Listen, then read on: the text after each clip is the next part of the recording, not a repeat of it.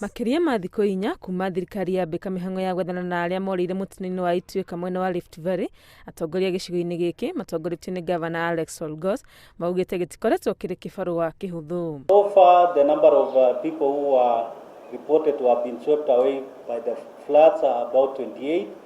Only 4 bodies have been recovered in full, but the rest we are collecting different body parts across the section which was carried away by the floods, just to confirm that we lost so many lives. Arĩa mahutirio nĩ mũtino ũyũ na gũtigwo matarĩ na cikaro, Governor Olgos akiuga marĩ na mũtũrĩre mũritũ makĩria kuona ona matirahota kũiga watho wa kwaga gũkuhanĩrĩria na ũguo kwĩiga ũgwati-inĩ wa kũgwatwo nĩ mũrimũ wa COVID-19. We are also appealing to well-wishers so that as they support the families, they also ensure that we get protective care.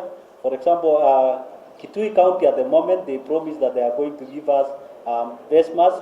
Olgos arendekithia thirikari gũthamia arĩa maikaraga ihurũrũka-inĩ na kũmethera kũndũ kũngĩ gwa gũikara nĩguo kũrigĩrĩria mĩtino makĩria matukũ-inĩ mokĩte. We are looking at the short term which involve getting food and clothes, blankets to the affected communities, but the long term also we are appealing to the national government and other well-wishers so that these people can be moved away from this. Kaunti ciothe nĩ iheanĩte mũcango wa ciringi 200,000 harĩ o kaunti kũrĩ kaunti iria igũmĩirwo nĩ mathĩna ma mũiyũro.